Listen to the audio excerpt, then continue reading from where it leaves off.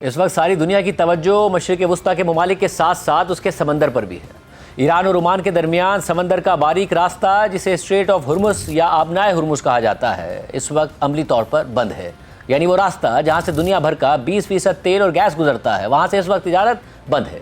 एशियाई ममालिक को 70% तेल और गैस की फराहमी इसी रास्ते से होती है। सिर्फ चीन, जो दुनिया का सबसे बड़ा तेल और गैस का इंपोर्टर है, उसकी 40 से 45% तेल की दरामदाद और 30% गैस की दरामदाद इस रास्ते से होती हैं, जो कि चीन अरब ममालिक से ख़रीदता है। चीन ईरान का इत्तेहादी है और इस वक्त सूरत हाल ये है कि जंग अमेरिका ने शुरू की है, मगर अमेरिका के इत्तेहादियों को ये तवक्को है कि चीन ईरान पर अपना रसूख इस्तेमाल करे ताकि स्ट्रेट ऑफ हुर्मुज़ के रास्ते तेल और गैस की सप्लाई हो सके और ईरान जहाज़ों पर हमले ना करे। पाकिस्तान, जापान और भारत भी तेल और गैस की दरामदाद के लिए इसी रास्ते पर इंहिसार करते हैं और भारत ने सदर ट्रंप की हालिया धमकियों के बाद रूस से तेल की दरामदाद बहुत कम करके अरब ममालिक पर इंहिसार और बढ़ा दिया था। और अब भारत में अपोजिशन वज़ीर आज़म मोदी से सवाल कर रही है और उनका मजाक भी उड़ा रही है कि क्या अब वापस रूस से तेल खरीदोगे, और अगर खरीदोगे तो उन गारंटीज़ का क्या होगा जो ट्रंप को देकर ट्रेड डील की थी। और फिर ट्रंप ने धमकी दी थी कि अगर भारत ने दोबारा रूस से तेल खरीदना शुरू किया तो वो दोबारा से टैरिफ लगा देंगे।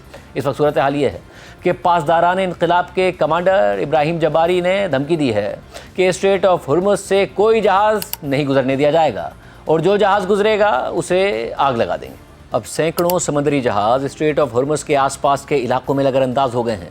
जहाज़ों के मालिक और ब्रोकर्स LNG ले जाने के लिए $2 लाख योमिया मांग रहे हैं, जो ईरान पर हमले के बाद दुगना रेट है। और फिर ईरानी हमलों के बाद कतर ने तो LNG की प्रोडक्शन ही बंद कर दी है, जिसके बाद गैस की कीमतें आसमान से बातें कर रही हैं। और कल तो अमरीकी स्टॉक मार्केट इतनी नहीं गिरी, मगर आज जंग को तवील होता देखकर और एनर्जी मार्केट्स में बढ़ती कीमतें देखकर इब्तिदा में ही 1100 पॉइंट्स गिर गई थी और इस वक्त भी 600 से ज़ायद पॉइंट माइनस है। और आज रॉयटर्स ने ये रिपोर्ट किया है कि भारतीय हुकूमत ने कतर की LNG पैदावार बंद होने के बाद इंडस्ट्रीज़ को गैस की सप्लाई कम कर दी है, जबकि हुकूमत पाकिस्तान ने भी इस हवाले से कमेटी बना दी है। ताहम वज़ारत पेट्रोलियम का कहना है कि पाकिस्तान के पास 28 दिन के तेल के ज़खायर मौजूद हैं। अरब ममालिक से तिजारत करने वाले जहाज़ों की इंश्योरेंस की लागत कई गुना बढ़ने के खतरात पैदा हो गए। और हफ्ते के अमरीकी और इसराइली हमलों के बाद जब कल पहली बार मार्केट्स खुली तो यूरोपीय गैस की कीमत 50% बढ़ गई और आज मजीद बढ़ गई है। ब्रेंट खाम तेल की कीमत कल 12% इजाफे के साथ खुली, फिर मुस्तहकम हुई और आज ब्रेंट क्रूड मजीद 9% इजाफे के साथ $85 फी बैरल की सतह उबूर कर गया था। एशिया में